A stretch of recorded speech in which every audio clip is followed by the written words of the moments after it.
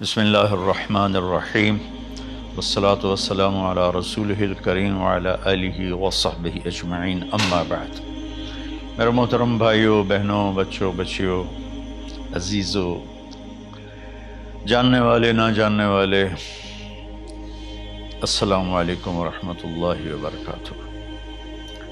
کچھ دنوں سے میں قرآن سے اللہ کی پسندیدہ ہستیاں کون ہیں، کہ اللہ کس کو پسند کرتا ہے، ولی دوست کو کہتے ہیں۔ تو اللہ کا دوست کون ہے؟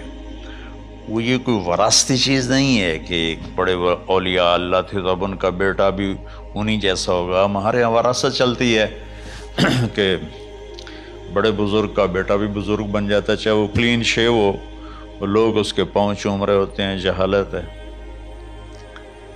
تو آج میں تھوڑا سا سورہ بنی اسرائیل ہے، اس میں بھی سارے اخلاق بیان ہوئے۔ میرے بھائی بہنوں، ایمان لانے کے بعد انسان بنتا ہے، اور اس کے بعد اس کی قیمت، اس کا بڑا پن، اس کی وجاہت، اس کی شرافت وہ پیسوں سے نہیں ہوتی۔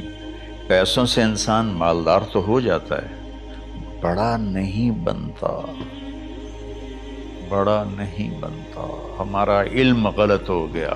بڑا بڑا بندہ جے بول دیا 3 ملن یہ 200 مربع، یہ نوابہ فلانا ہے، نوابہ فلانا ہے۔ میرے بھائیو، یہ بالکل غلط علم ہے۔ بڑا وہ ہے جسے اللہ پسند کرے، بڑا وہ ہے جو میرے نبی کی زندگی کے پیچھے چلے، بڑا وہ ہے جس سے اللہ تعالیٰ راضی ہو جائے، باقی سب چھوٹے چھوٹے ہیں۔ تو آج ایک تیسری جگہ سے میں کچھ باتیں قرآن سے عرض کروں گا جن کا تعلق ہمارے ایمان سے بھی ہے، اخلاق سے بھی ہے۔ وہ ہے بسم اللہ الرحمن الرحیم، وَقَضَىٰ رَبُّكَ أَلَّا تَعْبُدُوا إِلَّا إِيَّاهُ بِالْوَالِدَيْنِ إِحْسَانًا إِمَّا يَبْلُغَنَّ عِندَكَ الْكِبَرَ أَحَدُهُمَا أَوْ كِلَاهُمَا فَلَا تَقُل لَّهُمَا أُفٍّ وَلَا تَنْهَرْهُمَا وَقُل لَّهُمَا قَوْلًا كَرِيمًا وَاخْفِضْ لَهُمَا جَنَاحَ الذُّلِّ مِنَ الرَّحْمَةِ وَقُل رَّبِّ ارْحَمْهُمَا كَمَا رَبَّيَانِي صَغِيرًا۔ یہ بہت بڑا مضمون ہے۔ اللہ نے قرآن بھر دیا والدین کے خدمت کے لیے، والدین کی اطاعت کے لیے، والدین کی ماننے کے لیے۔ پہلا جملہ ہے اور تیرے رب نے فیصلہ کیا، ایک مطلب۔ دوسرا، اور تیرے رب نے حکم کیا کہ بندگی صرف اللہ کی ہے، بندگی صرف اللہ کی ہے۔ عبد اسے کہتے ہیں جو ہر بات پہ سر جھکا دے، عبد اسے کہتے ہیں جو ہر بات پہ بچھ جائے، اس کو عبد کہتے ہیں۔ تو اللہ کہہ رہا ہے میرے بندو، میرا ایک فیصلہ ہے اور میرا ایک حکم ہے، میرے سوا نہ تمہارا ہاتھ کسی کے آگے پھیلے، نہ تمہاری گردن کسی کے آگے جھکے۔ ایک دوسرے سے مدد لینا، اس کو ایک دوسرے کی تعاونوں میں آ جاتا۔ تعاونوا علی البر والتقوی، ایک دوسرے کا ساتھ دو، ایک دوسرے کی مدد کرو۔ میرے نبی قرضہ اٹھاتے تھے۔ میرے نبی جب انتقال ہوا تو آپ کی زرہ 9 وسق پر، وسق 5 من کا ہوتا ہے، تو وہ جو کے بدلے آپ نے زرہ رکھوائی تھی کہ جب میں تمہیں ادا کروں گا زرہ لے لوں گا، اور آپ کا انتقال ہو گیا، آپ زرہ اپنی واپس نہیں لے سکے۔ وہ چیزیں جن کا تعلق صرف اللہ کی ذات سے ہے اور کوئی نہیں کر سکتا، اس میں صرف اللہ کے آگے ہاتھ پھیلا، جیسے ہم کہتے ہیں مدد، نصرت۔ اللہ کہتا میں ہوں، الا ان نصر اللہ قریب، سنو میری مدد تمہارے قریب ہے۔ تو اللہ تعبدوا الا ایاہ، بس ایک چھوٹا سا جملہ اللہ نے یہاں کیا، چونکہ یہاں اللہ نے والدین اور اخلاق بتانے تھے تو اپنے لیے صرف ایک جملہ بولا، باقی باتیں بھی اللہ کے لیے ہیں، لیکن اللہ نے میری بندگی، اس بندگی سے مراد 5 وقت کی نماز نہیں ہے، حج، روزہ، زکوٰۃ نہیں ہے اس کی مراد، یہ ساری باتیں داخل ہیں، اور اس کے ساتھ 24 گھنٹے کی زندگی اللہ کی مرضی پر گزارو، نفع آئے تو شکر ادا کرو، نقصان ہو تو صبر کرو، برداشت کرو، پھر بھی شکر ادا کرو، کہ میرا رب یہ کہہ رہا ہے کہ میں نے صرف اللہ سے تعلق جوڑنا ہے۔ اللہ کے نبی نے اپنے چچا زاد بھائی عبداللہ بن عباس سے فرمایا کہ یا غلام، اے نوجوان، اوصیک بکلمات فاحفظہ، میں تمہیں چند باتوں کی وصیت کرتا ہوں، کیا؟ احفظ اللہ، احفظ اللہ یحفظک اللہ، یحفظک اللہ، اللہ کے اوامر کی حفاظت کر، اللہ تیری حفاظت کرے گا۔ احفظ اللہ تجدہ تجاہک، تو اللہ کے اوامر، اسلام، حلال حرام کی پہچان کر کے زندگی گزار تو اللہ کو ہر وقت تو اپنی مدد کے لیے تیار پائے گا۔ اور لمبی حدیث ہے، عشاء کی نماز کا وقت ہو رہا ہے، اس میں وہ جملہ جو اس میرے مضمون سے متعلق ہے، وَإِذَا سَأَلْتَ فَاسْأَلِ اللَّهِ، جب بھی مانگو اللہ سے مانگو، جب بھی مانگو اللہ سے مانگو، اللہ کے سوا کوئی دینے والا نہیں ہے، صرف اللہ ہے دینے کے لیے۔ وَإِذَا اسْتَعَنْتَ فَاسْتَعِنْ بِاللَّهِ، اور جب مدد کے لیے ہاتھ اٹھاؤ تو صرف اللہ کو پکارو، جب ضرورت حاجت کے لیے، مدد کے لیے ہاتھ اٹھاؤ تو اپنے اللہ کو پکارو۔ تو یہ حدیث کی بات بھی ہے اور یہ قرآن کی بات بھی ہے۔ اس کے بعد آگے اللہ کہتا ہے وَبِالْوَالِدَيْنِ إِحْسَانًا، اور اپنے والدین کے ساتھ احسان کرو۔ احسان کا کیا مطلب ہے؟ اللہ آگے اسی کی تشریح کر رہا ہے۔ ویسے احسان کا مطلب عربی میں ہوتا ہے، یہ جو ہمارا اردو کا احسان ہے، میں تیرے تو احسان کیتا ہے تو ہوں میں نالے کی کر رہے ہیں، یہ بھی مطلب ہے، لیکن احسان کا اصل مطلب ہوتا ہے، احسان حسن سے ہے، حسن، حسن سے الف، 2 الف ملے اور احسان بن گیا۔ احسان کا مطلب ہوتا ہے کسی بھی کام کو جو دنیا کا ہے، دین کا ہے، اسے انتہائی خوبصورت طریقے سے کرنا۔ جیسے کسی دلہن کا میک اپ ہوتا ہے نا، تو 5-6 گھنٹے 4 گھنٹے کے بعد وہ کہتی ہے، جو ہوتی ہے اس کا میک اپ کرنے والی، کہ جی بس یہ مکمل ہو گیا ہے اور اب اس سے آگے نہیں ہے۔ تو آخری انتہا، اچھائی کی آخری انتہا پر پہنچ کے کام کرنے کو احسان کہتے ہیں۔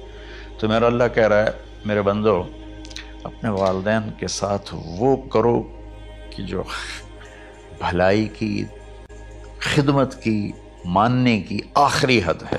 سبحان اللہ۔ وبالوالدین احسان، بالوالدین پہلے ہے، احسان بعد میں ہے۔ اللہ تعالیٰ نے باقی سب کو پیچھے کر کے فرمایا کہ دیکھو خاص طور پہ ماں باپ کے ساتھ وہ رویہ کرو کہ ان کے دل سے دعائیں نکلیں۔ چند دن پہلے ایک والد یوں ہاتھ اٹھا کے کہہ رہا تھا اپنے بیٹے، اکلوتا بیٹا، میں منگنا اللہ کو لو، اللہ تینوں چاہ لگے۔ باپ بیٹے کے لیے یہ دعا مانگ رہا تھا اور بیٹا اکیلا ہے، یہ بد دعا باپ کر رہا تھا۔ تو بھائیو، ایسی اولاد نہ بنو جس ماں نے پیٹ میں 9 مہینے اٹھایا، پھر جننے کی تکلیف برداشت کی۔ ایک شخص آیا حضرت عبید بن عمیر کے پاس کہ حضرت میں نے ماں کو اپنے کندھے پہ بٹھا کے پیدل حج کرایا ہے، مینا لے گیا، عرفات لے گیا، مزدلفہ، پھر مینا، پھر مکہ، تو کیا میں نے ماں کا حق ادا کر دیا؟ میں نے فرمایا ولا تلقۃ واحدہ، بیٹا ابھی ایک تلقہ کا حق بھی ادا نہیں ہو۔ تلقہ کسے کہتے ہیں؟ جب بچہ پیدا ہونے کا وقت آتا ہے تو ماں کو دردوں کی لہریں اٹھتی ہیں، وہ اتنی خوفناک ہوتی ہیں کہ ماں چیخ چیخ کے رہ جاتی ہے، اور بعض اوقات ڈیلیوری لیٹ ہو جاتی ہے تو وہ تڑپتی ہے، روتی ہے۔ وہ جو لہریں ہیں نا پیٹ میں آتی ہیں جاتی ہیں، آتی ہیں جاتی ہیں، ایک لہر جو درد کی اٹھتی ہے اس کو کہتے ہیں طلقہ۔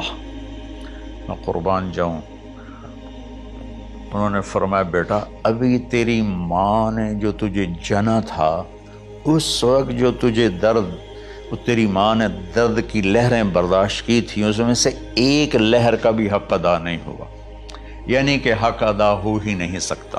یہ مطلب کہ حق ادا ہو ہی نہیں سکتا، کہ بیٹا ابھی ایک کا بھی نہیں۔ پھر حضرت عبداللہ بن عمر سے ایک شخص نے پوچھا کہ اچھا یہ جو آدمی تھا یہ خراسان، یہ ایران میں ہے اور افغانستان میں، یہاں سے ماں کو پیدل کندھے پہ بٹھا کے مکے پہنچا تھا، اندازہ لگا اس نے کتنی مشقت اٹھائی۔ اور عبید اللہ بن عمیر کہتے ہیں بیٹا ابھی ایک لہر کا حق ادا نہیں ہوا۔ یہی سوال حضرت عبداللہ بن عمر سے کیا ایک شخص نے کہ حضرت میں نے اپنی ماں کو حج کرایا ہے، سارا میں نے پیدل کرایا ہے اور کندھے پہ اٹھا کے کرایا ہے، تو کیا میں نے ماں کا حق ادا کر دیا؟ وَلَا زَفْرَةً وَاحِدًا وَلَا زَفْرَةً وَاحِدًا۔ کہ بیٹا تیری ماں نے تجھے پالتے ہوئے جو تھک تھک کے لمبے لمبے سانس لیے، ہوکے بھرے، ابھی ایک ہوکے کا حق بھی ادا نہیں ہوا، یعنی حق ادا ہو ہی نہیں سکتا۔ تو احسان کے آگے تشریح آ رہی ہے۔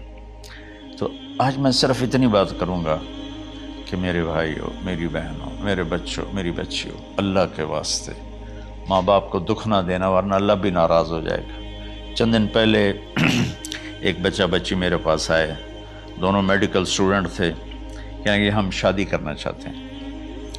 تو بچی نے کہا جی میرے والدین ناراض ہیں، وہ نہیں، اس رشتے پر راضی نہیں ہیں۔ تو میرے باپ کہتے ہیں اگر تو نے یہاں رشتہ کیا تو تیری میری ایک درمیان ایک خط آئے، کھچ جائے گا، خلیج، ہم اس پار نہیں آئیں گے تو اس پار نہیں آئے گی۔ میں نے کہا بیٹی جس ماں نے تجھے 9 مہینے پیٹ میں پالا، 2 سال تجھے دودھ پلایا، تیری پوٹیاں پیشاب صاف کیا، تجھے پیمپر باندھے، تجھے اٹھ کے راتوں کو اپنی چھاتی سے دودھ پلایا، کیا اب اس کا اتنا بھی حق نہیں کہ تم اس کی رائے کا احترام کرو؟ اتنا بھی حق نہیں ہے؟ تو میں نے کہا بیٹا میری کوئی رائے نہیں ہے، تو اگر تیرے ماں باپ راضی ہیں تو بسم اللہ ضرور کر، اگر راضی نہیں ہیں تو دیکھو موت تک تجھے ماں باپ کی دعا نہیں ملے گی، اور ماں باپ کی دعا نہ ملی تو کچھ بھی نہیں ملے گا۔ تو بھائیو دوستو، خاص طور پر آج کے کالج کے نوجوان بچے بچیاں یہ ماں باپ کے ساتھ بہت بدتمیزی کرتے ہیں، چونکہ اس میں والدین کا پہلا قصور ہے کہ انہوں نے ان کو دین نہیں سکھایا۔ بچپن میں انگلش میڈیم سکول، پھر او لیول، پھر اے لیول، تو انہیں کیا پتہ ماں کون ہے باپ کون ہے۔ ایک پرانی بات ہے، ایک شخص اپنے بیٹے کو لے کر آیا کہ یہ میرا بچہ ہے اور یہ فلاں جگہ شادی کرنا چاہتا ہے اور ہم میں سے کسی کی رائے نہیں ہے اور یہ مانتا نہیں ہے، اور اس کے ساتھ اس نے نا دھاڑے مار کے رونا شروع کیا۔ تو میں نے بچے کو دیکھا تو یوں کر کے بیٹھا تھا، اس کا باپ رو رہا ہے، ہچ کیوں تو ایسے بیٹھا ہو۔ تو مجھے اچانک خیال آیا، میں نے کہا شیخ صاحب اس کو کہاں پڑھایا تھا؟ کہا جی امریکن اسکول۔ اس کے بعد کہ جو اس کے بعد آسٹریلیا بھیجا تھا مزید تعلیم کے لیے۔ ان کے شیخ صاحب اس بچے کا کوئی قصور نہیں، آپ کا قصور ہے، اس کو تو پتہ ہی نہیں میری ماں کیا ہے میرا باپ کیا ہے۔ ایک ہماری تہذیب تھی وہ ختم ہو گئی ہے، اس میں علم نہیں بھی تھا تو ماں باپ کا۔ میں نے اپنی آنکھوں سے دیکھا، میں نے اپنے دادا کو دیکھا لیکن مجھے یاد نہیں، لیکن جو میرے دادا کے چھوٹے بھائی تھے ان کو میں سنبھلتا ہوں، ان کو میں نے دیکھا ہے، 3ری 4تھی جماعت تک میں تھا۔ 61 میں ان کا انتقال ہوا، میری 9 سال عمر تھی، تو 8 سال۔ ان کے بیٹے جوان تھے، اور ڈیرے میں جب وہ بیٹھتے تھے تو ان کے بچے ان کے سامنے نہیں بیٹھتے تھے، ان کی پیٹھ کے پیچھے بیٹھتے تھے۔ اتنا ادب، حالانکہ چاروں کے چاروں دین نہیں جانتے تھے، تہذیب تھی، ثقافت تھی، جو آج کی تہذیب نے ہم سے سب کچھ چھین لیا۔ اب بھی آپ جاؤ بیٹا تھر پار کر میں گیا ہوں 2-3 دفعہ، اور وہاں مسلمان نہیں، ہندو عورتیں جب گاڑی گزرتی ہے تو گھونگھٹ کو نیچے کر لیتی ہیں، اپنا چہرے کو فوراً چھپا لیتی ہیں۔ تو خیر بہرحال میں نے کہا شیخ صاحب اس بچے کا قصور نہیں، آپ کا قصور ہے، تو میرے بچوں اپنے ماں باپ کو خوش کرو، راضی کرو۔ ان کا راضی ہونا اللہ کی رضا ہے۔